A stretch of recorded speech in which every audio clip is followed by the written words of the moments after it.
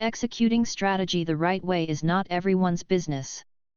The reported failure rates for strategy execution stand at 60% to 90%. A study of large organizations in 8 industrialized countries by Bain & Company revealed that 7 out of 8 companies failed to achieve profitable growth from 1988 to 1998, and very few achieved their strategic objectives and targets.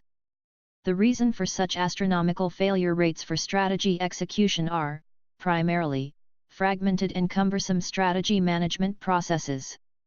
The strategic planning process commences by organizing a 1 to 2 day retreat at an off-site location, and concludes after performing a SWOT analysis, comparing numbers with previous year's performance, and reviewing the changing market dynamics. Specific units draft their own annual strategic plans, which are rarely communicated with the other units. For instance, the finance department's annual budgeting is typically not linked to strategic priorities. There is lack of alignment between the different units. Senior leadership spends too little time, some spend 0 hours, on corporate and business units strategy discussions per month. They are mostly engrossed in tactical issues and firefighting. To manage such high failure rates, many organizations have experimented with utilizing the Balanced Scorecard as the focus of their strategy management approach and aligning their critical management processes. These dynamic companies transform their core management processes to integrate with strategy execution, by creating a dedicated corporate-level office, called the Strategy Management Office, SMO. The line managers and employees have the ultimate responsibility to implement strategy. However, SMO as a central command and coordination center ensures that strategy is neither skipped from key processes nor the processes are ineffectual across the different business units. The SMO and senior management interpret the strategy into a balanced scorecard, BSC, assist business units in creating their specific scorecards, and aligning those with the corporate objectives. The office gathers data and outlines reporting processes for the BSC, shares the new strategy across the board, and keeps the top management updated on any issues revealed by the scorecard, necessitating action. To effectively implement the BSC, the Strategy Management Office should lead 9 key strategy management processes under 3 distinct process groups. Core processes. Desirable SMO processes. Integrative processes. 9 key strategy management processes. Core processes. The SMO is responsible for managing the core processes as it is the natural owner for the Balanced Scorecard, and can initiate these processes without interfering with other departments' work. The SMO ensures that all management processes are cohesive, and are in perfect alignment with the strategy.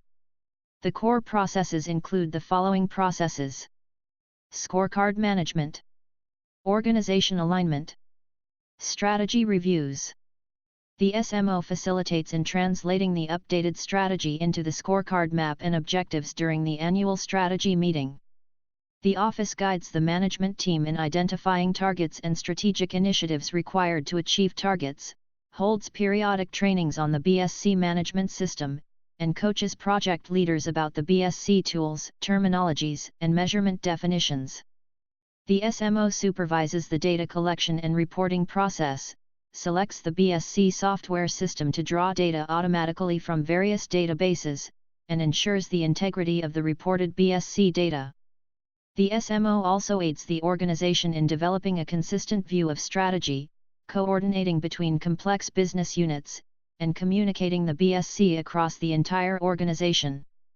The SMO also facilitates in undertaking strategy reviews, evaluating the Balanced Scorecard performance, monitoring progress on plans, and tweaking strategic interventions. Desirable processes. The desirable SMO processes are already being performed in the organization by the existing organizational units. These processes should eventually be incorporated into a central organization with strategic focus, i.e., the SMO. By augmenting the role of the SMO, the desirable processes can become more closely linked to strategy execution. The 3 processes that fall under the desirable processes group include: strategy planning, strategy communication, initiative management. The strategic planning function performs external and internal competitive analysis, conducts scenario planning, organizes and runs the annual strategy meeting, and educates the executive team on strategic options.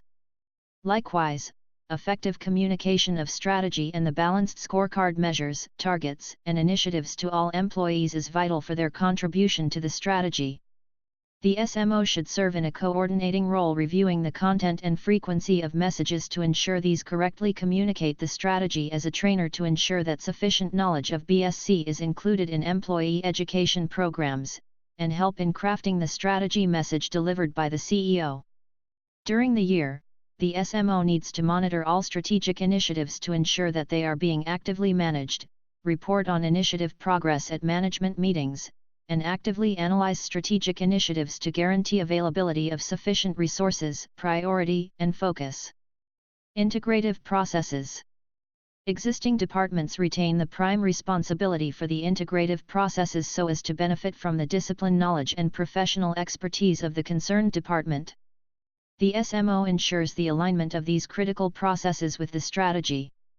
The processes that fall under the integrative processes group include planning and budgeting, workforce alignment, best practice sharing. Without a dedicated SMO, functional plans are too narrow and tactical, making it difficult for an integrated strategy to be executed. The office should coordinate with the finance unit to ensure that budget targets are consistent with those set during the strategic planning process, and that the financial plans and budgets incorporate funding and personnel resources for strategic initiatives. SMO should be validating the consistency of marketing units' plans with the strategy's customer value proposition and targeted market segments. Similarly, the SMO helps in augmenting the human capital processes and linking employee development to strategy. Likewise, the SMO should facilitate the identification and communication of best practices and ideas across departmental, functional, and business unit boundaries. Strategic Management Office, SMO, Implementation. For organizations aspiring to implement the SMO should focus on the following two key aspects: transforming the organizational model, fulfilling resource requirements. Transforming the organizational model.